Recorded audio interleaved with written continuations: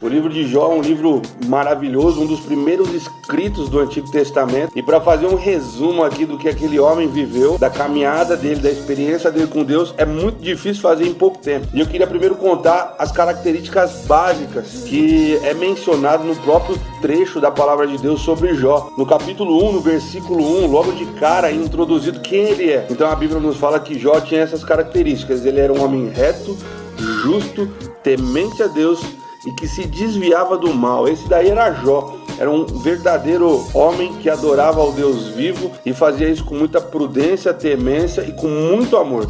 Ele era um homem dedicado a Deus, tanto que em um trecho da palavra diz que esse homem ele levantava de madrugada, ele imolava animais, ele prestava culto por meio de sacrifício pelos seus filhos, porque no coração dele ele pensava assim: talvez os meus filhos devem ter pecado contra Deus, eu quero então sacrificar em nome dele para abençoar a vida dos meus filhos. O que eu aprendo com isso é um homem preocupado e que pastoreava também o coração dos seus próprios filhos. Jó era um homem muito querido e a Bíblia nos diz que ele era um homem muito rico, e a riqueza naquela época ela era medida não por dinheiro, porque lá não existia banco ainda, não tinha como ter conta corrente, mas era medido pelos seus bens. E Jó era um homem de muitas posses. Muito provavelmente ele era um dos notáveis homens ricos daquela época, porque ele tinha muitas posses. Conhecendo a vida de Jó, a gente passa então por um outro nível. A gente percebe que a Bíblia nos ensina que Satanás ele vivia passeando e rodeando por essa terra, e nós aprendemos então por isso que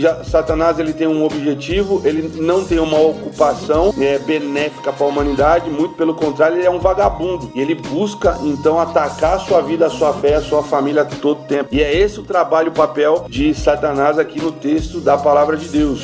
O que nós vemos é que interessante que existe uma assembleia acontecendo entre Deus, os anjos, e nesse momento a Bíblia não explica muito bem, aparece a figura de Satanás nessa assembleia. Interessante, o próprio Deus, ele coloca a vida de Jó no radar de Satanás.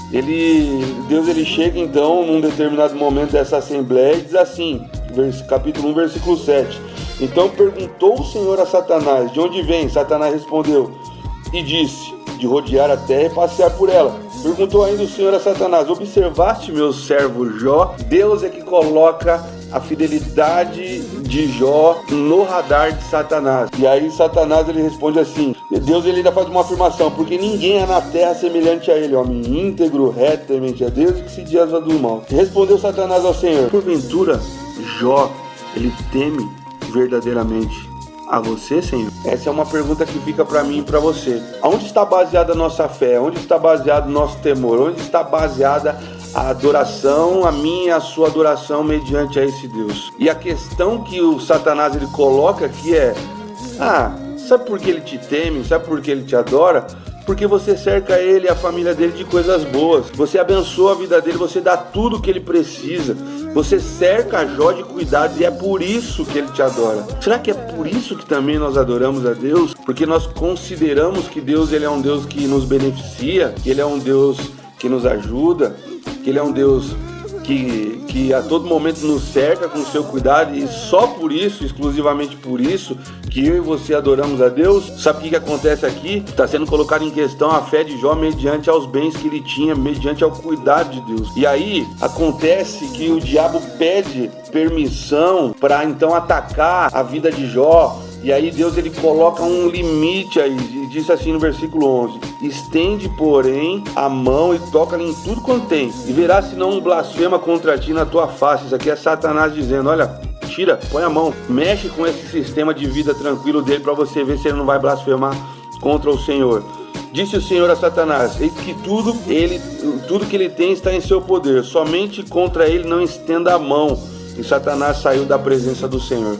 Apesar de nós sermos atacados pelo inimigo, o inimigo ele não tem poder de ir além daquilo que Deus permite. E nós aprendemos isso aqui, que Deus ele coloca limites à tentação de Satanás. Deus ele coloca limites e ele diz para nós lá no texto de Coríntios: não vos sobreveio a tentação que fosse humana, mas Deus é fiel. e não permitirá que você seja tentado além das vossas forças.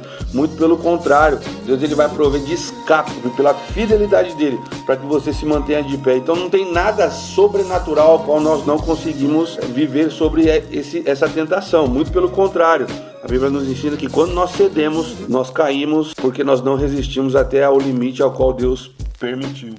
E aí a gente conhece o livro e conhece a história. Jó, então, ele começa a sofrer uma série de atentados à sua própria vida e à sua riqueza.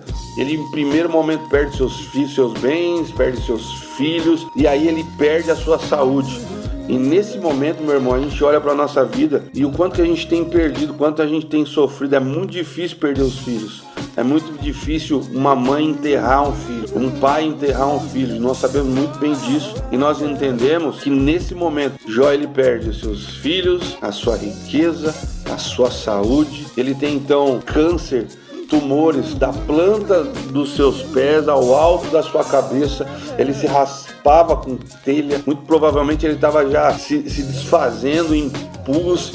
E era uma situação muito crítica, e nas situações adversas muitas vezes vem um conselho daqueles que tentam nos ajudar. E a gente percebe que veio então os amigos de Jó, e os amigos de Jó eles usam um posicionamento meio religioso e secular a respeito da dor e do sofrimento dele. Numa posição religiosa, a gente vê um dos amigos dizendo: olha, você está sofrendo isso porque você deve ter cometido algum tipo de erro, algum tipo de pecado, por isso você está sofrendo isso. E aí eu quero dizer que para nós, o sofrimento ele não vem para nós acerca de somente dos nossos pecados.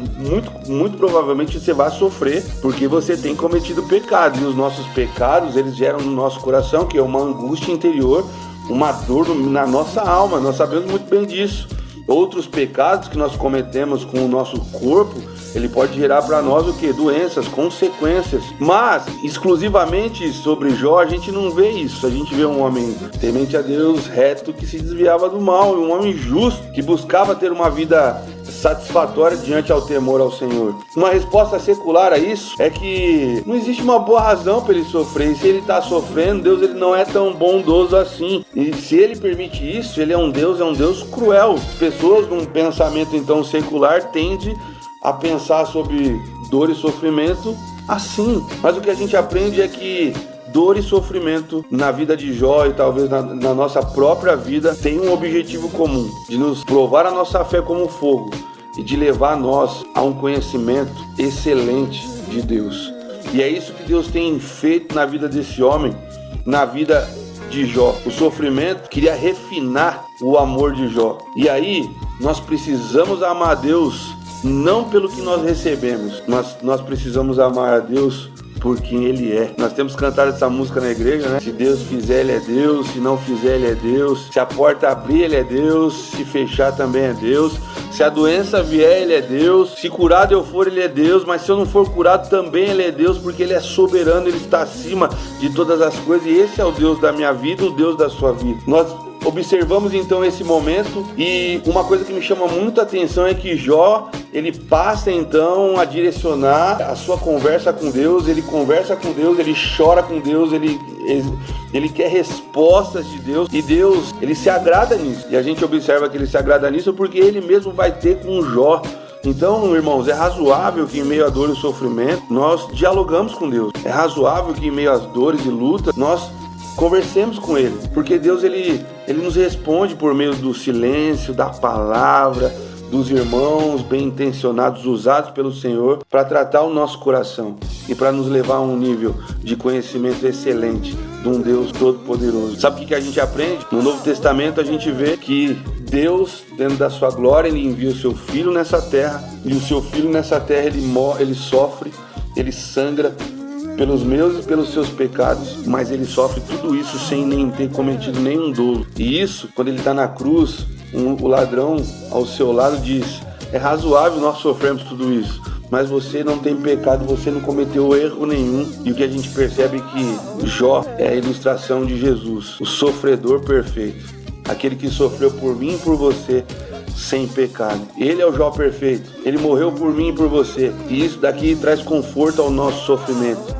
de saber que o próprio Deus, um Deus soberano, ele sofreu quando ele enviou seu Filho para morrer por nós. E isso é um grande exemplo de que em meio à dor e o sofrimento, nesse caminhar difícil da nossa vida, nós não caminhamos sozinhos, nós caminhamos com o Pai.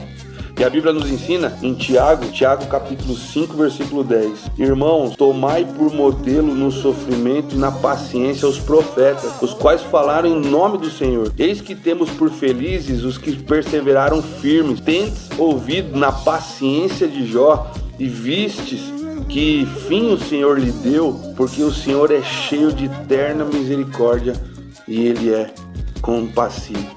Jó sofreu, ele foi exemplo para os seus na sua geração e ele é exemplo para nós hoje. Tente passar com paciência em meu sofrimento, meu querido. Deus, ele não está alheio à sua dor. Deus, ele não está alheio à sua tristeza. Muito pelo contrário, ele chora quando você chora e ele caminha com você em meio à fornalha. Amém? Ficou aqui então a nossa reflexão daquilo que a gente aprendeu no domingo. Deus abençoe.